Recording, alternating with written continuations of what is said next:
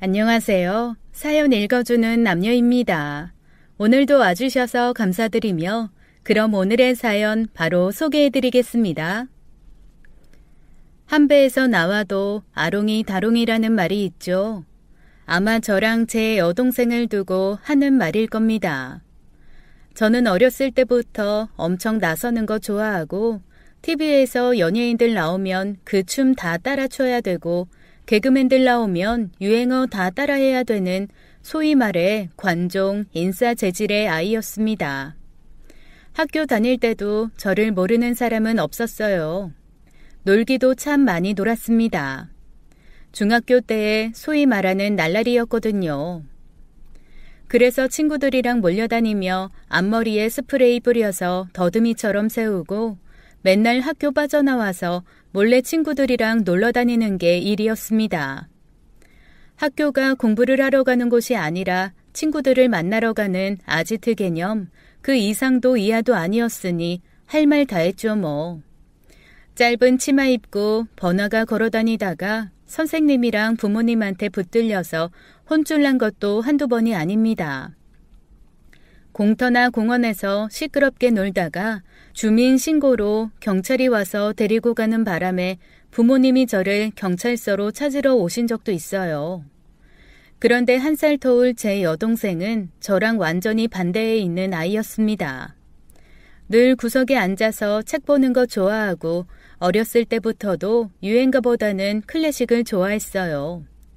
아니 어린아이가 뭘 한다고 맨날 라디오에서 클래식 틀어놓고 가만히 앉아서 인형 머리나 빗겨주고 예쁘게 그림이나 그리면서 정말 유럽 어디 공주처럼 그렇게 살더라고요. 집에만 있으면 좀이 쑤셔서 비가 철철 올 때도 나가겠다고 떼를 부리는 건 늘 저였습니다. 하지만 날말가 너무 밖에서 놀기 좋은데도 책 꼭 붙들고 집에 있겠다며 서럽게 우는 건 동생이었죠. 그 사이에서 늘 너덜너덜하게 지치는 건 엄마 아빠였어요. 오죽하면 엄마가 맨날 한숨을 푹푹 쉬면서 딱 반 갈라서 섞어 놓으면 자기 속이 편하겠다고 한탄을 하실 지경이었어요.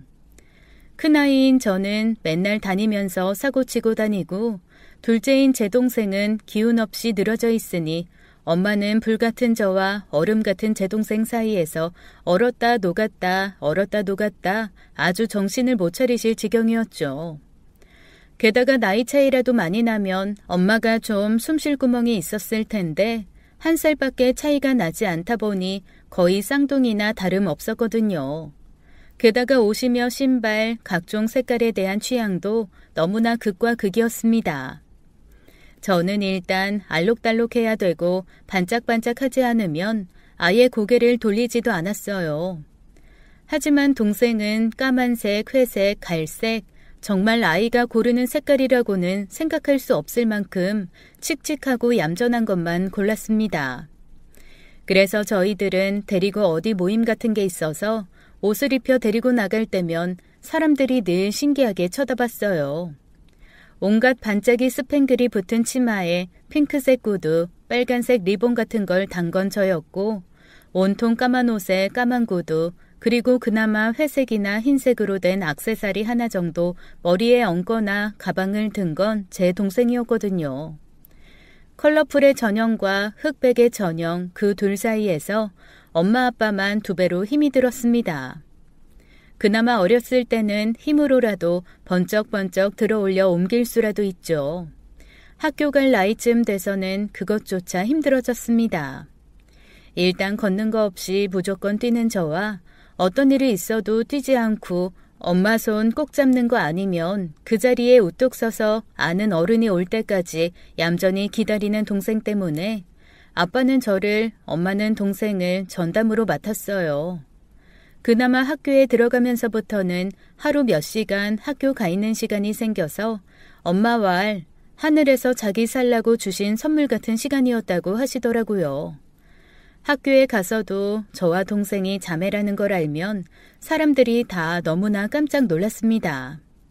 선생님들 중에는 정말 미안한데 혹시 친자매 맞냐, 누구 하나 입양한 거 아니냐 물어보는 분도 있었고 애들 사이에서는 둘 중 하나는 주워왔다는 이상한 소문이 퍼지기도 했어요. 그 정도로 저희 둘 달라도 너무 달랐거든요. 늘 축제며 체육대회 때 앞에 나가서 응원봉을 커다랗게 흔들며 가장 크게 소리를 지르는 건 저였고 어떤 핑계를 대서든지 양호실에 누워있는 건 제 동생이었으니까요. 그런데 딱 하나 공부는 제 동생이 훨씬 잘했습니다. 저는 노는 걸 잘했고 동생은 공부를 잘했다고나 할까요? 결국 저는 대학도 재수를 했고 동생은 한 번에 붙어서 저희는 똑같은 학년으로 학교를 다녔어요. 조금 창피하지만 동생이 저보다 훨씬 좋은 학교를 다녔고요. 하지만 저는 대학 때도 공부라는 걸 해본 적이 없어요. 그저 열심히 놀러 다니고 최선을 다해 젊음을 즐기는데 모든 걸 바쳤습니다. 하지만 제 동생은 그렇지 않더라고요. 노느라 정신없어서 남들 어떻게 사는지 관심이 전혀 없었는데 가끔 만나는 동생이 너무 눈에 띄게 파리해져서 한번 물어본 적이 있었거든요. 그런데 무슨 목표를 가지고 있었던 건지 아니면 정말 성격상 뭐든 완벽해야 한다는 강박이 있는 건지 간호사가 딸 수 있는 부대 자격증은 다 따려고 하더라고요. 간호학과를 간 동생은 이미 2년 차에 자격증도 몇 개나 따고 간호학에 필요한 여러 가지 실습들도 나가면서 차근차근 동기 중 그 누구보다도 빠르게 커리어를 쌓아나갔습니다. 반면에 패션 디자인과인 저는 계속 낙제만 하다가 간신히 남들보다 2년이나 학교를 더 다닌 후에 졸업을 했죠. 제가 졸업할 무렵 이미 동생은 꽤 큰 병원에서 간호사로 어느 정도 자리를 잡기 시작한 때였어요. 그래도 동생이 간호사니까 좋은 점은 있더라고요. 어디가 조금만 아프거나 불편해도 쪼르르 동생 병원으로 달려갈 수 있으니 저는 또 해맑게 그 사실을 좋아하는 철없는 언니였습니다. 그때는 몰랐어요. 동생이 얼마나 철치부심의 마음을 가지고 그렇게 자기 인생을 챙기기 시작했는지 말이죠. 그런데 딱 한 번 동생이 저한테 그러더라고요. 언니는 세상이 모두 밝은 것 같고 그렇게 행복해서 참 좋겠다라고 말입니다. 처음에는 그게 무슨 말인지 몰랐어요. 저는 정말 철없게 찰락팔락하면서 놀고 즐기느라 바빴는데 사실 생각해보니 언니라고는 하지만 동생이 어떻게 사는지 무슨 생각을 하고 사는지 챙긴 적이 없더라고요. 그래서 동생이 그 말을 했을 당시에는 동생에게 이렇게 대답했습니다. 아주 무심하게요. 왜? 너도 즐기면서 살아. 인생은 즐기는 거야. 갖고 싶은 거 있으면 갖고 못 가질 것 같으면 뺏고 그러고 살면 되지. 그래? 뺏으면 뺏긴 사람이 너무 슬프지 않아? 야, 무슨 내가 너보다 많이 산 건 아닌데 뺏은 사람이 문제가 아니라 뺏긴 사람이 바보더라고. 넌 안 놀아봐서 모르겠지만 학교 다니면서 애들한테 뭐 뺏을 때 사실 뺏는 애들은 장난이거든. 그냥 한 번 던지는 거야. 야, 그거 내놔. 안 내놔? 확. 이거 다 그냥 하는 말이거든.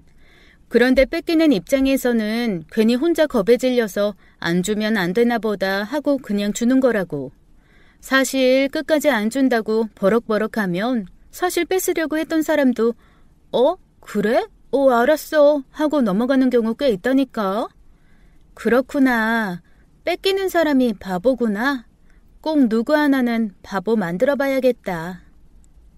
뭐야. 안 뺏겨야겠다가 아니고 누구 하나 바보 만든다니. 너도 가만 보면 얌전한 것 같은데 은근 이상해. 이렇게 말을 하며 웃고 넘어갔지만 이때 동생이 했던 말의 의미는 아주 나중에서야 알게 되었어요. 졸업 후 몇 년이 지났지만 저는 여전히 여기 디자인실, 저기 디자인실 왔다 갔다 하면서 자리를 못 잡고 있었습니다. 동생은 차근차근 자기 커리어대로 조금 더 좋은 병원으로 옮기며 꽤 전도 유망한 간호사로 자리를 잡기 시작했어요. 그렇게 승승장구하나 싶었는데 어느 날 동생이 쓰러진 거예요. 저희 식구들은 모두 기절할 듯이 놀랐습니다. 그래도 나름 의료계에 있는 아이니까 평소 자기 관리 잘하고 건강할 거라 생각해서 따로 챙기지 않았던 게 후회되더라고요. 게다가 저처럼 조금만 아파도 사방에 소문내고 아파 죽겠다, 너무 아프다, 나 좀 살려달라 난리 치는 게 아니라 그저 아파도 참고 별로 밖으로 티내지 않으면서 혼자 끙끙 앓는 아이다 보니 그렇게 갑자기 쓰러져 버린 걸 보고 엄마 아빠도 저도 큰 걱정에 휩싸였습니다. 아유 진짜 어렸을 때도 넌 손끝 조금만 베어도 비명 지르고 고래고래 소리 지르고 했는데 쟤는 무릎이 깨져 피가 한강처럼 흐르는데도 그 작은 손으로 꾹 누르면서 엄마 괜찮아, 나 괜찮아 하던 애라 아주 애간장을 녹이더니 아니 왜 다 커서도 저래? 아이고 속상해. 동생의 병은 빈혈이라고 하더라고요. 저는 사실 빈혈이 그렇게 큰 병인 줄 몰랐어요. 그냥 피가 좀 부족해서 비련의 여주인공처럼 가끔 어지러워 쓰러지는 그런 병인 줄 알았는데 그것도 종류가 여러 가지고 나름 심각하더라고요. 동생 역시 약도 꽤 먹어야 되고 당분간 무리하지 말아야 된다는 얘기를 들었습니다. 그제서야 희한하게 동생이 정말 저희 집에 많은 부분을 차지하고 있었구나라는 생각이 들었어요. 당장 동생이 쓰러지고 나니까 엄마 아빠가 생활비 때문에 몹시 고민을 하시더라고요. 그제야 제가 물었습니다. 혹시 동생이 생활비를 주고 있었냐고 말이죠.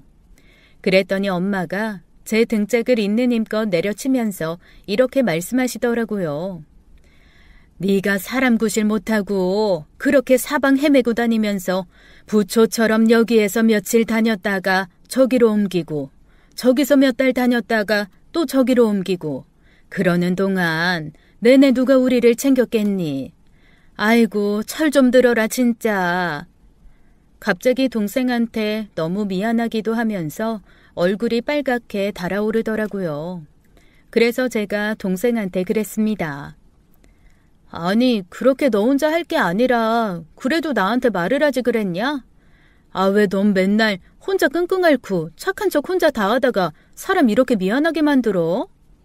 그랬더니 동생이 저한테 뭐라 그러는 줄 아세요?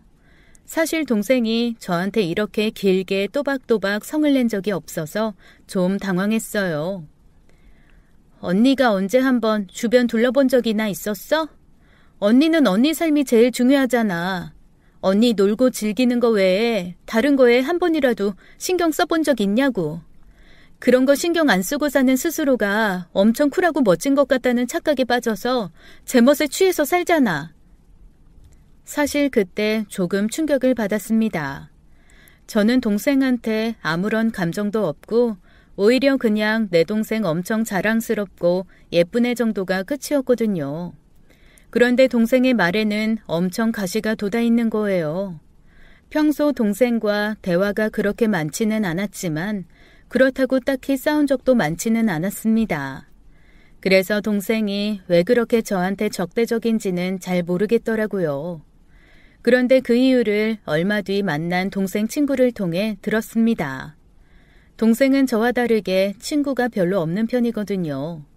저는 사실 핸드폰에 저장되어 있는 연락처가 넘치고 넘쳐서 한때는 핸드폰을 2개 써야 될 정도였습니다.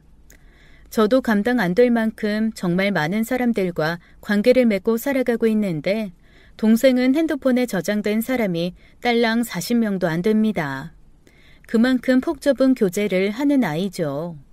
그래도 그중에 딱 하나 중학교 때부터 친한 친구인 저도 유일하게 아는 아이가 하나 있어요. 그 친구한테 제가 물어봤거든요. 동생이 왜 저렇게 저한테 화가 나 있는지 너는 혹시 아냐고. 그랬더니 그 친구가 몹시 당황하면서 머뭇머뭇 저한테 얘기를 해주더라고요.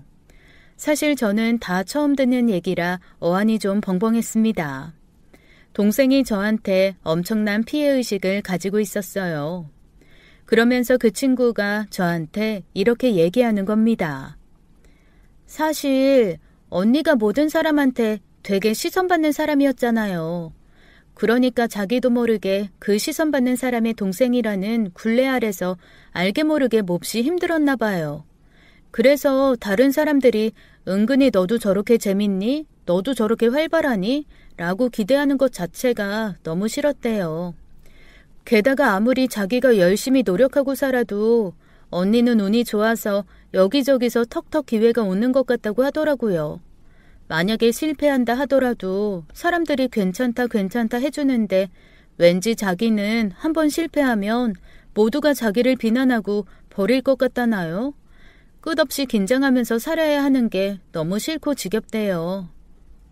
아니, 그걸 아무도 요구하지 않았는데 왜 혼자서 그렇게 생각하고 힘들어하는 거야? 그게 제 성격이에요. 부모님도 사실 본인이 그렇게까지 챙길 필요가 없는데 언니가 안 챙기니까 자기라도 챙겨야 한다고 하더라고요. 그러면서 힘드니까 계속 자기 팔자 타령하고. 아니, 우리 부모님이 용돈 안 드린다고 해서 못 사실 분들이 아닌데 걔는 왜 굳이 그런 부담을 가지고 자기 혼자 그렇게 힘들어한 거야? 그리고 힘들면 힘들다고 나한테 말을 하지. 대체 왜 말도 없이 혼자 그렇게 고민만 하고 있었던 거래? 나 정말 이해가 안 가네. 그러자 동생 친구가 한숨을 푹 쉬면서 슬쩍 제 눈치를 봤습니다. 그리고 뭔가 결심한 듯 약간 저를 비난하는 말투로 툭 대답을 던졌습니다. 언니한테 말해도 소용없을 거라고 하던데요. 자기 노느라 바빠서 남 얘기는 귓등으로 흘려버리는 사람이라고. 사실 저는 거기서 말문이 막혔어요. 생각해보니 동생이 몇 번 저한테 언니도 조금 철이 들어야 되지 않겠냐고 한 적이 있습니다. 저 때문에 엄마 아빠가 너무 힘들어하는 것 같다면서 말이죠. 그때마다 저는 사실 조금 장난스럽게 대답을 하곤 했어요. 엄마 아빠가 힘들 거 뭐 있어? 각자 자기 인생 사는 거지. 너도 그렇게 생각하지 마. 그렇게 대충 대답하면서 무시했던 게 생각이 나더라고요. 제가 그렇게 몇 번 동생 말을 들은 척도 안 하니 동생이 그때부터 저한테 별다른 말을 하지 않게 된 거였습니다. 한편으로는 조금 미안하면서도 또 한편으로는 좀 원망스럽기도 하더라고요. 아니 그러면 그런 것 때문에 속상하다고 화를 내거나 말이라도 하지 왜 입 다물고 가만히 속으로 쌓아두고 있대요. 자기 친구한테는 그런 걸 다 털어놨으면서 정작 언니인 저한테는 그런 말을 안 하고 있었다는 게 좀 무섭더라고요. 한편으로는 미안하기도 하고 원망스럽기도 한 복잡한 마음이었습니다. 게다가 제가 제일 속상했던 건 솔직히 말하면 제가 동생한테 느낀 열등감이 더 컸거든요. 제가 그렇게 더 활발하게 앞에 나서게 된 거는 뭐래도 동생을 이길 수 없는 못난 언니라는 것 때문이기도 했습니다. 나는 이거라도 해서 사람들의 눈길을 끌어봐야겠다라는 마음이 사실은 더 컸거든요. 그런데 저의 그런 마음도 모르고 저에 대한 미움을 그렇게 키우고 있었다니 너무 속상했어요. 그런데 제 성격이 워낙 속에 담아두는 성격이 아니다 보니 그런 마음도 사실 금방 잊고 말았죠. 오래 담고 있기에는 동생이 너무 불쌍하게 아프기도 했고 자꾸만 쓰러지는 게 어째 제 탓인 것만 같기도 하고 그랬거든요. 그렇게 동생은 미친 듯 달려 일을 하던 중 1년을 재생불량성 빈혈로 쉬게 되었습니다. 그리고 그 기간 동안 저는 그동안 생애 처음으로 정신을 바짝 차리고 일에 매진하기 시작했어요. 그런데 이게 참 일을 하다 보니까 나름대로 또 고민이 생기더라고요. 제가 패션 분야잖아요. 아유, 너무 예쁜 사람이 많은 거예요. 그리고 슬프게도 미모가 어느 정도 무기인 분야기도 하더라고요. 그래서 평소 제 컴플렉스 중에 하나였던 쌍꺼풀 없는 무쌍눈을 어떻게든 좀 수습해봐야겠다 싶었습니다. 지인의 소개를 받아 성형외과를 하나 찾았어요. 저랑 동생은 성격이 다른 것만큼이나 생긴 것도 다릅니다. 동생은 눈도 크고 코도 오똑하고 얼굴도 작거든요. 그에 비해 저는 눈도 작고 코도 낮고 얼굴도 약간 둥글고 넙대대한 편입니다. 사실 저한테는 그것도 콤플렉스였어요. 제가 친할머니 판박인데 어렸을 때는 할머니가 당신 닮은 저를 너무너무 예뻐해 주셔서 진짜 예쁜 줄 알았거든요. 그런데 크면서 보니까 엄마 닮은 제 동생이 예쁜 거고 전 그냥 친근한 거더라고요. 내내 조금 고쳐볼까 어쩔까 고민만 하다가 아예 이참에 제대로 한번 손을 보자 싶어 처음으로 성형외과를 찾은 겁니다. 그런데 아니 성형외과 선생님이 너무 젊으신 거예요. 저도 모르게 툭 성격대로 말을 던졌죠. 아니 이렇게 젊으신 분한테 제 생눈을 맡겨도 되겠습니까? 그랬더니 선생님이 갑자기 막 웃으시더라고요. 그러면서 저처럼 의심 가득하게 자기 눈을 맡겨도 되냐고 대놓고 물어본 사람은 없었다나요? 저한테 참 신기한 성격이라면서 만약에 만족하지 않으면 자기가 만족할 때까지 무료로 재수술을 해주겠다고 하더라고요. 그래요? 그러면 수술이 잘 돼도 만족 못했다고 하는 게 이득이네요. 아, 그렇게 되나요? 제가 또 그 생각은 못했네요. 그러면서 막 웃더라고요. 죄송해요. 제가 원래 이렇게 웃음이 많은 사람이 아닌데 약간 고객님 개그 코드가 저랑 맞나 봐요. 그렇게 저는 제 말에 깔깔 웃어주던 그 사람한테 눈 수술을 했습니다. 뭔가 컴플레인을 걸어서 제 수술을 받고 싶다는 마음도 있었지만 그러기에는 수술이 너무 잘 됐더라고요. 아, 안타깝네요. 제 수술 핑계로 몇 번 더 뵐까 했는데 수술이 너무 잘 됐네.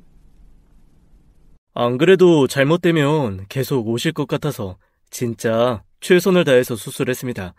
마음에 드세요? 네, 마음에 들어요. 너무 튀지도 않고 진짜 제 눈 같은데요? 아니요, 눈 말고. 눈 말고 뭐요? 마음에 드시냐고요. 그러니까 뭐가요? 저요. 그 말에 좀 당황했지만 또 당황한다고 해서 입이 쉬는 성격은 아니라서 훅 대답을 던졌습니다. 그걸 말이라고 해요? 당연히 마음에 들죠. 이 병원에 있는 것 중에 제일 마음에 들어요. 근데 왜요? 그렇게 마음에 들면 몇 번 더 만나보던가요.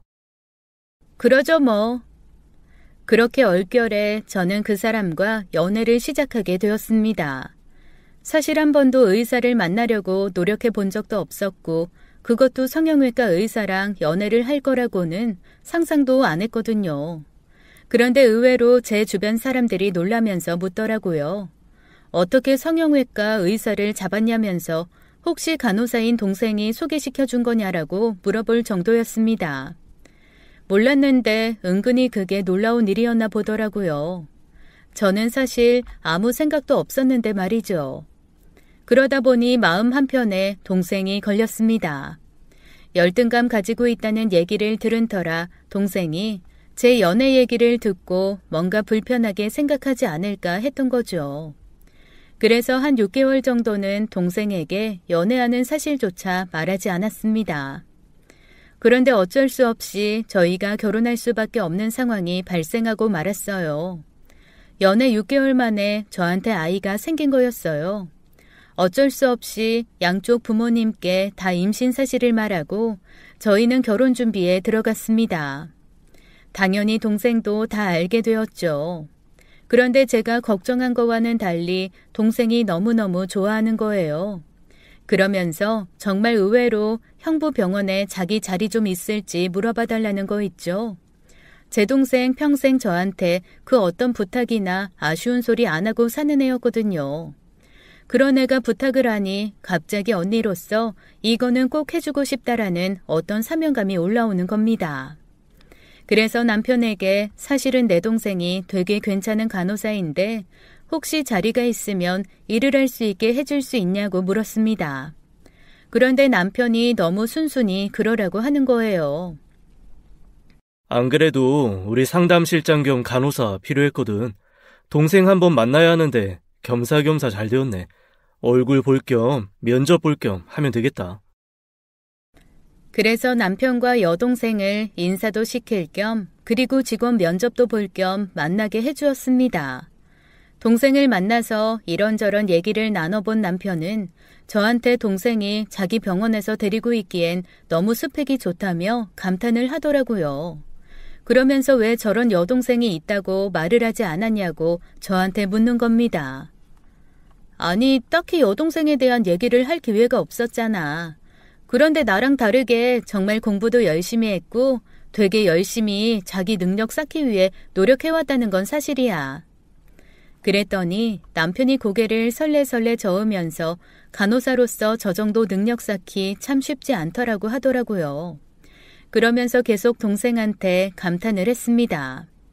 한편으로는 동생이 자랑스럽고 한편으로는 제가 동생보다 못난 언니라는 점에 살짝 기도 죽었어요. 만남 며칠 후부터 동생은 남편의 성형외과에서 일을 하게 되었습니다. 그런데 우연인지 아니면 정말 동생 능력이 뛰어난 건지 동생이 일한 다음부터 정말 남편의 병원이 너무나 잘 되기 시작했어요. 남편 말로는 동생이 정말 상담도 잘하고 사람들 마음을 편안하게 해준다고 하더라고요. 그러니 한번 왔던 고객들이 자꾸만 손님을 데리고 온다고 했습니다. 게다가 저와 달리 눈, 코, 입 모두 성형한 것처럼 예쁘잖아요. 사람들이 묻지도 않고 그냥 여기서 성형하면 저 사람처럼 자연스럽게 되나 보다라고 생각을 한 모양이더라고요.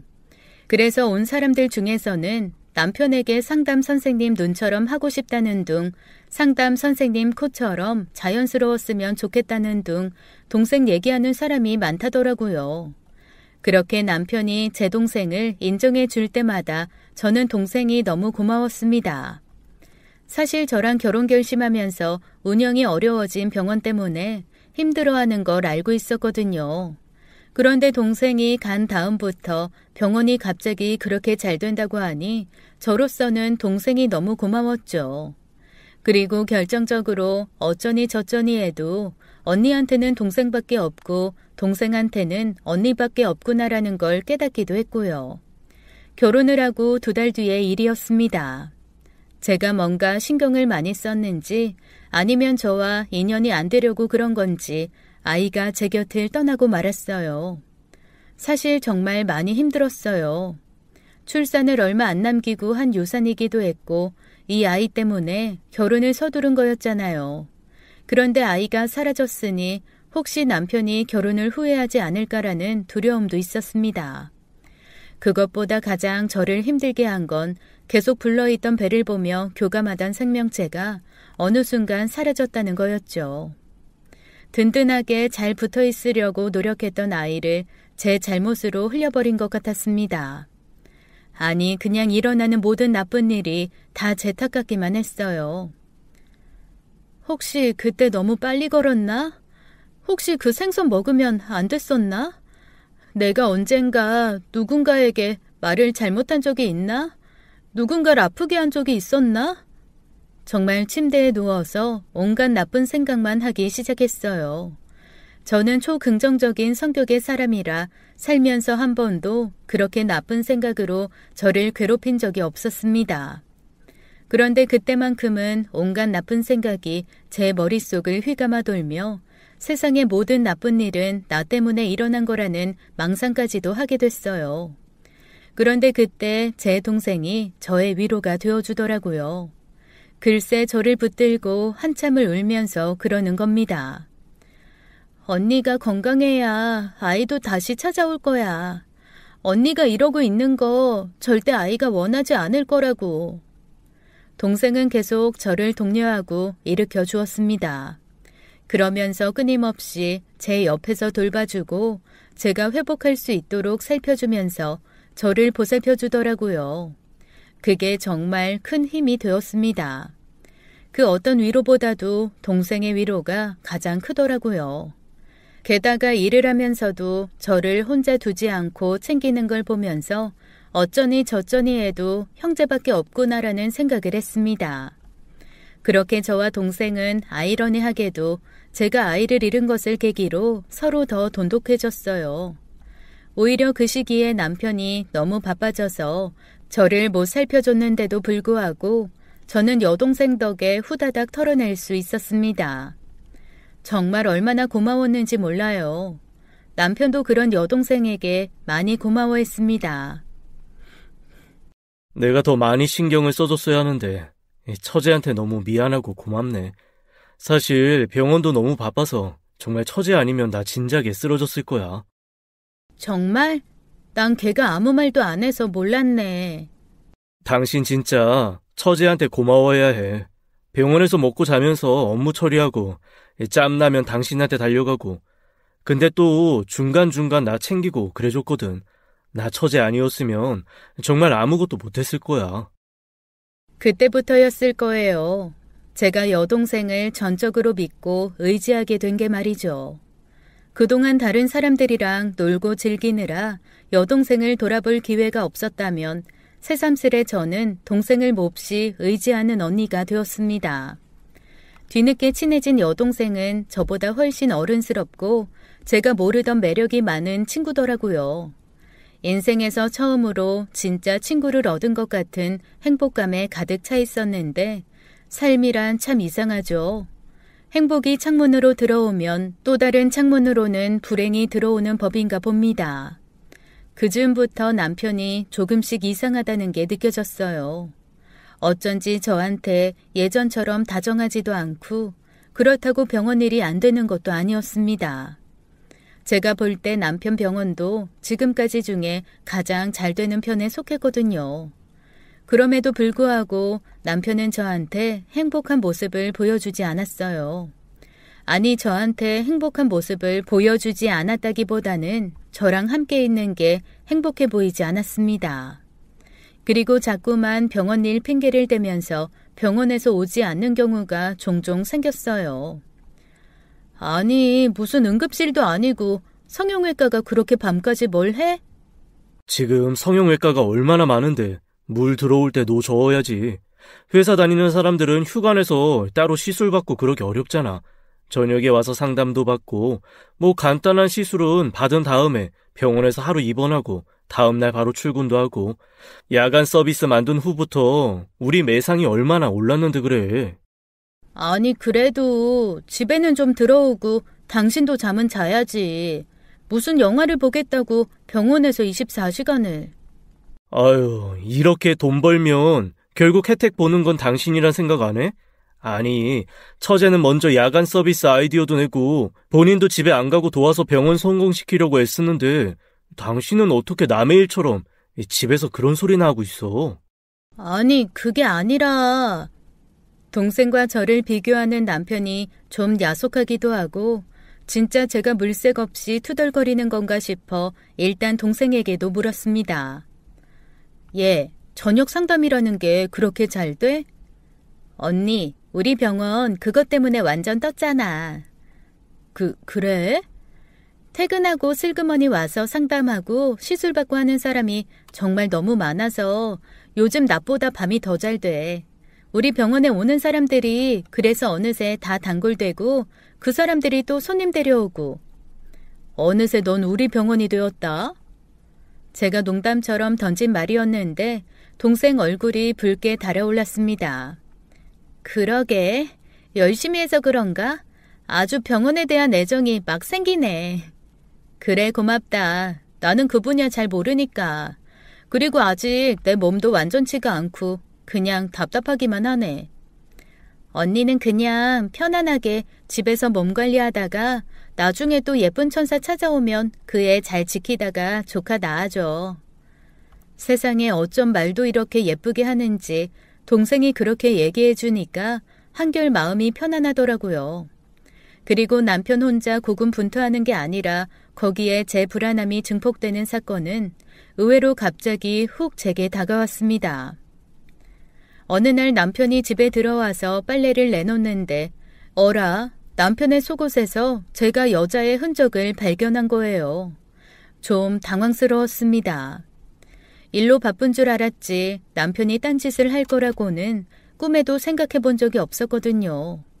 그래서 제 성격대로 대놓고 남편에게 물어봤습니다. 당신 속옷에 여자 립스틱 묻어있던데 나한테 설명을 좀 해줘야 될 것 같은데?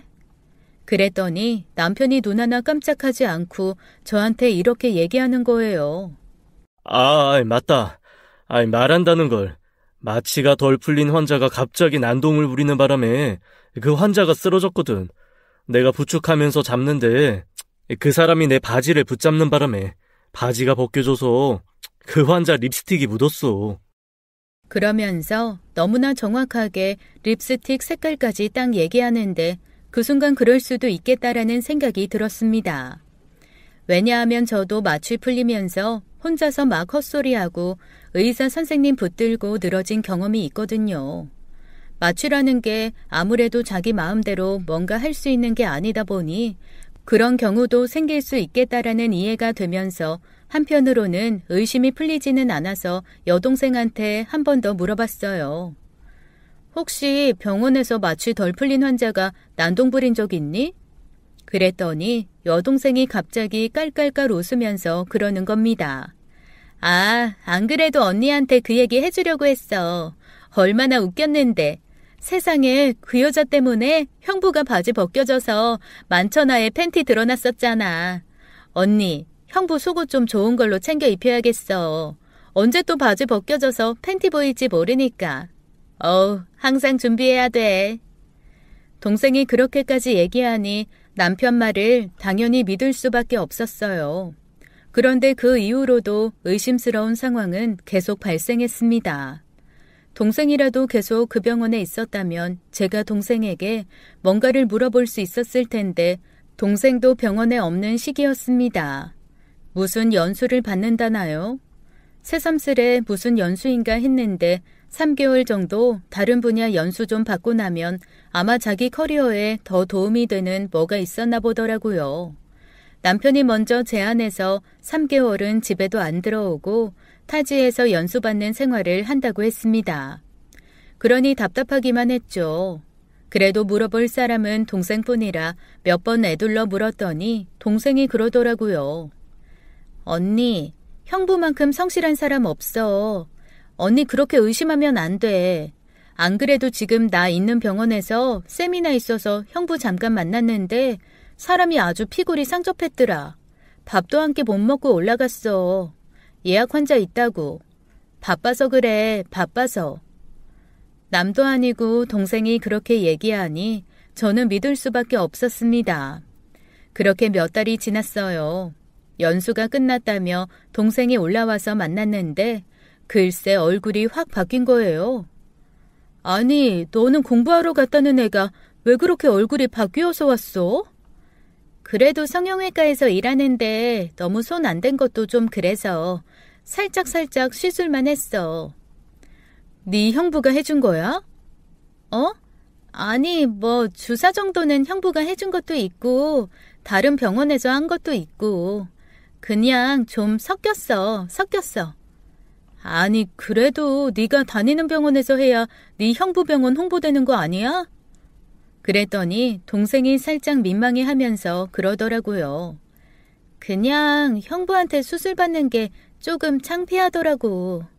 그런데 그 얘기를 듣는데 왜 이렇게 동생이 귀여운 걸까요? 뭔가 조선시대에 쑥스러워하는 아녀자 같기도 하고 내외하는 게 너무 동생답고 귀여운 거예요. 제가 막 웃고 있는데 동생이 조심스레 저한테 물었습니다. 언니, 근데 몇 달 사이에 언니 얼굴이 너무 안 좋아졌는데 무슨 일 있어? 언니 뭐 걱정되는 거 있어? 아니, 네 형부가 아무래도 좀 이상해. 의심하고 싶지는 않은데 내가 그동안 쭉 좀 살펴봤거든.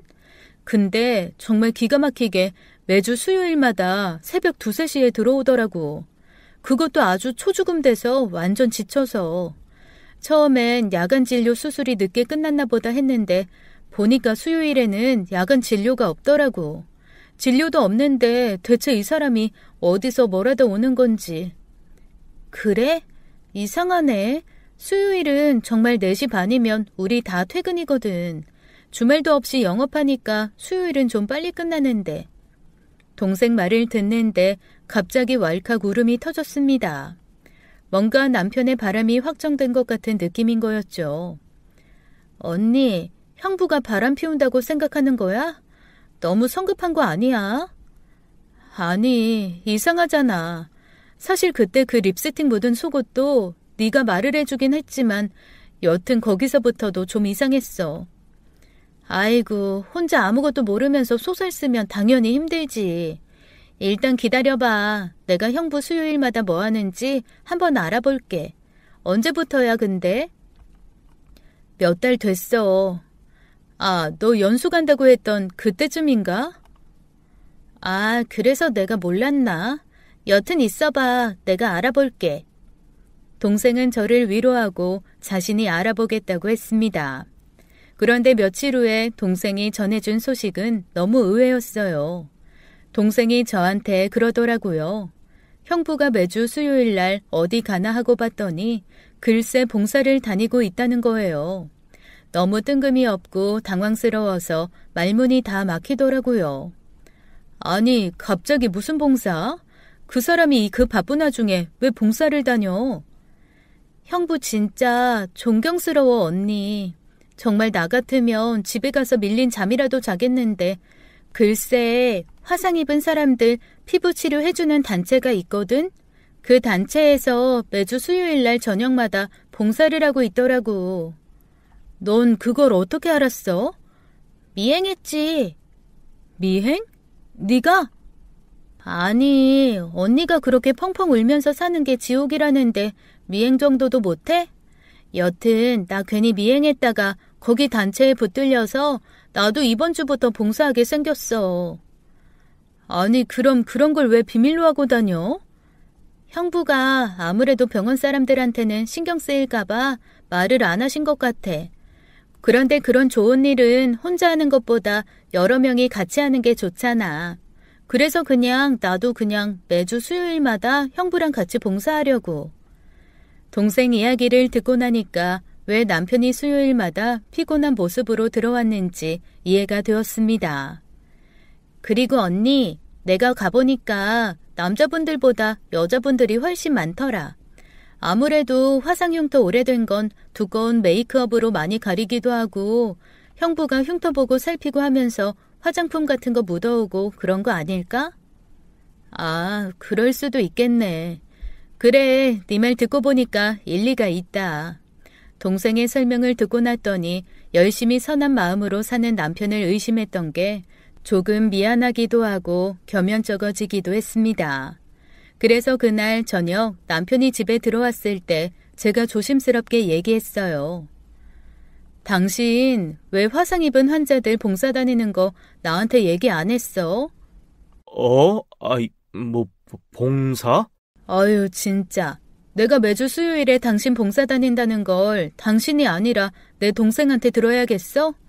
매주 수요일마다 당신 화상 입은 환자들 봉사 다닌다며.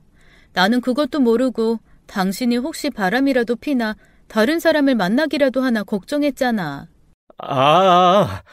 매주 수요일에 가는 거 굳이 뭐 소문을 내. 그런 거는 원래 소문을 내는 게 아니지. 그냥 몰래 슬그머니 하는 거지. 그리고 바람은 무슨 밥 먹을 시간도 없는데. 진짜 뭐래. 좋은 일은 소문 내야지. 안 그래도 당신 혼자 애쓴다고 동생이 다음 주부터는 같이 가겠다고 하더라. 아, 처제가? 당신한테 얘기 안 했어? 오늘은 마주칠 일이 별로 없어서 내일 하려나 보네. 굳이 그러지 않아도 되는데 힘들게. 남편이 겸연쩍은 듯 웃었습니다. 그 얼굴을 보니 또 화가 스르르 풀리면서 의심했던 게 미안해지더라고요. 미안해. 나도 몸 좀 추스르면 같이 봉사 다니면서 하다못해 옆에서 보조라도 좀 해줄게. 아니야. 의학 봉사는 일반인 쓰기 어려워. 당신은 그냥 집에서 몸이나 잘 챙겨. 제 어깨를 몇 번 토닥인 남편은 너무 피곤해서 일찍 자야겠다며 방으로 들어갔습니다. 내심 간만에 오붓한 시간을 보내고 싶었던 저는 먼저 잠든 남편 옆에서 쓸쓸하게 잠을 청할 수밖에 없었어요. 그런데 그날부터 남편은 점점 더 집에 늦게 들어오거나 안 들어오기 시작했습니다. 그리고 늘 핑계는 그거였어요. 화상 입은 환자 봉사 말입니다. 그 사람들 중에 수술이 필요한 사람들이 있는데 병원 업무 시간에는 치료가 어려우니 영업이 다 끝난 후 따로 수술을 하거나 치료를 하고 있다는 겁니다. 그때마다 동생이 도와준다며 고마워하는데 그냥 기분이 썩 좋지는 않더라고요. 아니, 당신이 슈바이처 박사도 아니고 히포크라테스도 아닌데 뭘 그렇게 혼자서 열심히 해? 또 왜 그러냐? 아니, 의사가 의사 사명을 다하겠다는데 그게 문제가 돼? 아니, 내 말은 그 사명도 사명 나름이지. 그렇게 밤낮 없이 병원에 붙어 있으면 당신 건강도 문제 생기잖아. 그리고 내 동생도 아주 요즘 얼굴이 말이 아니야. 애가 퀭해 아주. 그건 그래. 집이 멀어서 그런가? 그냥 여기서 당분간 같이 살면 안 되나? 우리 집에서? 어차피 처제 조만간 전세 옮겨야 한다며. 여기 방도 있고 출퇴근 같이 하면 되고 당신도 아무래도 처제 있으면 쉬는 날 좀 덜 심심할 거 아니야. 생각도 안 해봤는데 듣고 보니 나쁜 제안은 아니더라고요. 그래서 동생과 논의해서 저희 집으로 동생을 들였습니다. 짐작은 하고 있었지만 정말 트렁크 3개가 짐의 전부일 줄은 몰랐어요. 그 흔한 가전 하나 없이 딱 옷하고 컴퓨터, 앉아서 쓰는 좌식 책상 하나, 그게 동생 짐의 전부였습니다. 자기 말로는 그동안 빌트인이 된 집에 살아서 가전이 필요 없었다고는 하는데 분명 언젠가 이사 한번 갈 때 엄마 아빠랑 우르르 가전 종류를 샀던 것 같거든요. 뭐 낡아서 버렸거나 처분했겠지 싶어 별말은 안 했습니다. 동생과 함께 사는 건 여러모로 좋더라고요.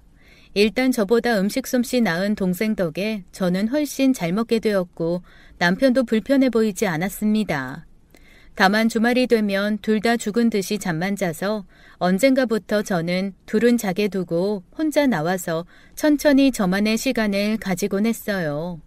그렇게 산책이건 쇼핑이건 하고 돌아오면 두 사람이 일어나 있고 한 사람은 청소를, 한 사람은 요리를 하다가 절 맞이해 주는데 그게 또 은근 편하더라고요. 물론 간혹 남편이 저와 동생을 은근히 비교하는 말을 할 때면 좀 기분이 상하는 일도 있었습니다. 원래 본판이 시원시원하고 예뻤던 동생이 살짝 성형을 하니까 정말 길 가도 돌아볼 정도로 예뻐졌거든요.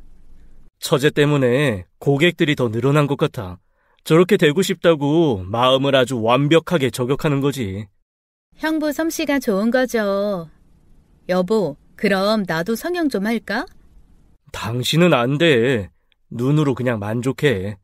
왜? 난 왜 안 돼?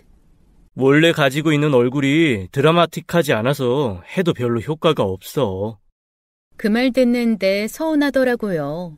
어쩐지 어렸을 때 자꾸만 동생이랑 비교당하던 그 과거도 떠오르면서 어쩐지 저는 성형도 안 어울리는 그런 사람이라고 딱 규정 지어진 것 같았거든요. 제가 서운해하는 티가 났는지 남편이 저한테 그러더라고요. 성형 말고 혹시 필러나 보톡스 같은 거 맞고 싶으면 병원에 한번 나와. 알았다고 대답하고 나서 생각해보니까 남편이 성형외과 의사인데 그 흔한 피부 시술 한번 받으러 간 적도 없더라고요. 와, 그래도 나름 원장 아내인데 내가 너무 무심했나 싶어서 정말로 어느 날 남편의 병원을 찾았습니다. 제가 가니까 간호사들이 깜짝 놀라는 게 느껴졌어요.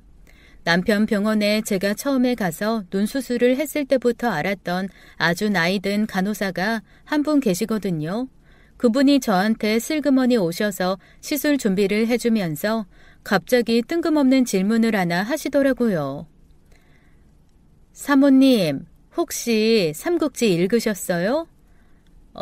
읽은 적은 있죠. 아주 오래전에 짧은 버전으로 읽은 것 같기는 한데 기억은 잘 안 나요.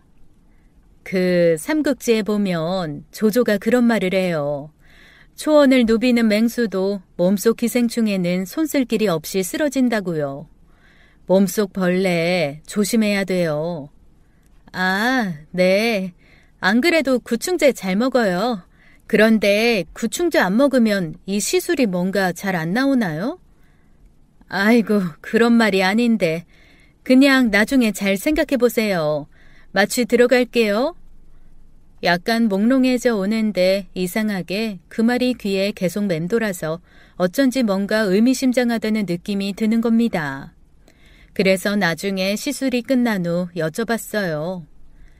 그런데 혹시 아까 하셨던 말에 무슨 의미가 있나요? 제가 모르는 뭐 있죠? 저한테 진짜로 기생충이 있는 게 아니라 뭐 조심할 거 있는 거죠. 그랬더니 그분이 몹시 난감한 얼굴로 그러더라고요. 사모님이 알아들으셨으면 알아들으신 거고 아니면 넘어가는 거죠. 그렇다면 그건 분명히 제가 알아들어야 하는 뭔가가 있다는 얘기잖아요. 대체 그게 뭘까 한참 고민에 빠졌습니다. 그런데 갑자기 불현듯 이런 생각이 떠올랐어요. 적은 가까이에 있고 내 몸속에 있는 벌레는 보이지 않지만 결국 나를 해친다는 의미가 아닐까라는 생각이 드는 겁니다. 그렇다면 그 몸속 벌레가 뭘까 하는데 너무나도 소름 돋게 뜬금없게도 제 동생이 떠올랐어요. 그런데 참 신기하죠? 아마 저는 본능적으로 처음부터 동생을 의심하고 있었을지도 몰랐습니다. 그런데 제가 끝까지 그건 아닐 거라고 스스로에게 계속 최면을 걸었던 거겠죠. 사실 그 생각을 하던 그 순간조차도 설마 내가 이상한 망상을 하는 걸 거라며 너무 이상한 드라마를 많이 봤다라는 생각을 떨칠 수가 없었어요. 그래도 내부에 있는 사람이 그렇게 얘기를 해줬다면 뭔가 의미가 있을 거라는 생각에 슬그머니 동생을 한번 떠봤습니다. 그런데 네가 성형해보니까 어때? 나는 네 형부도 조금 성형을 해보면 어떨까 싶은데. 형부가 굳이 왜 성형을? 아니, 그래도 직접 의사가 이것저것 해봐야 사람들이 더 말을 신뢰하고 믿지 않겠어? 글쎄, 사실 꼭 그렇지는 않아. 그리고 형부도 성형한 데가 왜 없어? 있지. 그 순간 제 머릿속에서 종이 땡하고 울렸습니다. 네, 제 남편 성형 딱 한 군데 했어요. 그리고 그거는 절대 남이 알 수 없는 곳입니다. 아주 은밀한 부위, 남자의 자존심인 그곳을 성형했거든요. 제가 아주 무섭게 제 동생을 노려보며 물었습니다. 그걸 네가 어떻게 알아? 그러자 동생 얼굴이 갑자기 빨개지면서 몹시 당황을 하더라고요. 아니, 언니 그러니까... 저는 바로 학창시절 놀았던 그 바이브 그대로 동생의 머리채를 잡고 흔들기 시작했어요. 당장 똑바로 말하지 않으면 성형이 아니라 온몸에 뼈다귀 재건수술할 줄 알아? 소리를 고래고래 질렀더니 동생이 저한테 아락바락 대들면서 그러더라고요. 그래, 나 형부랑 잤다. 우리 사겨. 나 정말 이해할 수가 없어. 언니 같은 쌍날라리 아무것도 모르고 배운 것도 없고 상식도 없고 능력도 없는 사람이 어떻게 형부 같은 의사를 잡아서 결혼할 수가 있어? 형부가 그러더라. 너무 이상한 사람이라 호기심 생긴 걸 사랑이라 착각했대. 그러면서 내가 훨씬 자기랑 잘 어울린다고 나 사랑한다고 했어. 언니 형부랑 잠자리 안 한 지 오래됐지? 난 거의 매일 해. 형부 나 없으면 안 된다고. 그리고 언니가 그랬잖아. 뺏은 게 잘못 아니고 뺏긴 게 바보라고. 네가 미쳤구나. 대체 언제부터 이딴 짓을 한 거야? 동생의 대답을 듣고 저는 너무나 충격을 받아서 힘이 스르르 빠지고 말았어요. 언니 유산하고 누워있는데 형부가 날 찾아왔어. 책임질 것까지 사라진 마당에 더 이상 마음 속이고 싶지 않다고. 제가 아이를 잃어서 힘들어하던 그때 동생이라는 건 제 남편이랑 붙어먹기 시작했던 겁니다. 희희낙낙 저를 능멸하고 둘이서 이상한 짓을 해왔던 거죠. 그리고 수요일 날마다 화상 환자 봉사 간다는 것도 모두 거짓말이었어요. 봉사는 개뿔 병원 근처에 작은 오피스텔 하나 마련해 놓고 수요일마다 거기서 아주 오만 난리를 다 떨었던 거더라고요. 저는 그것도 모르고 고귀한 봉사활동한다며 두 사람한테 주말마다 보양식 해바치고 제가 그걸 도와주지 못함에 미안하다는 감정까지 가졌던 겁니다. 그들은 그렇게 제 눈앞에서 저를 놀리듯 바람을 펴왔어요. 같은 집까지 들어왔으니 아주 대놓고 놀아놨죠.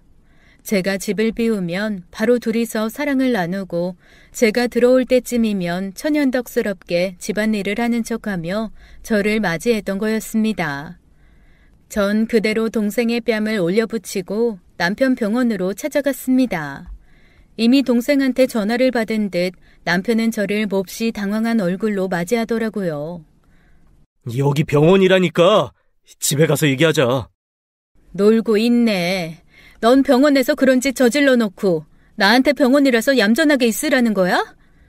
있는 대로 소리를 지르고 병원 집기를 다 때려 부셨습니다.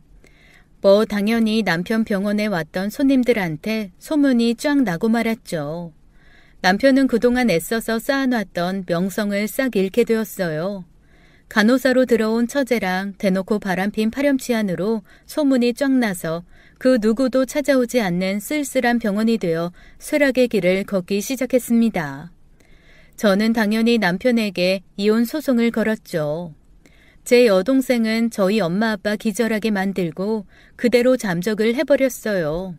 어디서 죽었는지 살았는지 관심도 없지만 그저 저희 부모님께 죄송할 뿐이었죠. 저랑 여동생이 사이좋게 지내는 걸 보면서 엄마 아빠가 정말 좋아하셨거든요. 평생 자매가 서먹서먹한 것 같아서 그거 하나 마음에 걸린다고 말씀하셨던 분들인데 끝까지 좋은 모습 못 보여드려서 정말 죄송할 뿐이었습니다. 가끔 자다가 저는 벌떡 일어나요. 항상 얌전한 고양이가 부뚜막에 먼저 올라가는 그런 류의 꿈을 꿉니다. 어쩜 제 동생은 그렇게 수년에 걸쳐 저를 속인 것도 모자라 마지막에는 그런 식으로 뒤통수까지 쳤을까요? 제가 그렇게 나쁜 언니였을까요? 동생한테 뭘 그렇게 상처를 줬던 걸까요? 이런 자학을 하고 있자니 제 친구가 하나 그러더라고요. 제가 특별히 나빠서 그런 게 아니라 그냥 제 동생이 미친년이라고요. 어쩌면 그 말이 맞다 싶다가도 동생만 생각하면 가슴 한편이 분노와 함께 아주 약하게 찌르르 아파옵니다. 그래도 동생이라서 그런가 봐요. 어쨌거나 남편과는 이제 이혼 마무리를 앞두고 있는데 언젠가 동생을 만나게 되면 대체 뭐라고 말을 해야 할지 막막합니다.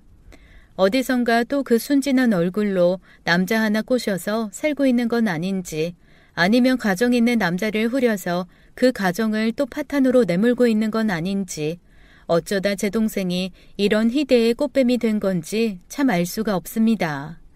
그저 어디선가 정신 차리고 똑바로 살기만을 바랄 뿐이죠. 그거와는 별개로 저는 저를 두고 바람핀 이 남자 끝까지 용서하지 않고 파멸시킬 예정이에요. 저와 제 동생 두 사람의 인생을 망친 장본인이니 그 정도 벌은 받아야겠죠. 지금까지 사연 읽어주는 남녀였습니다. 끝까지 함께 해주신 여러분 감사드리며 저희는 다음 사연으로 돌아올게요. 감사합니다.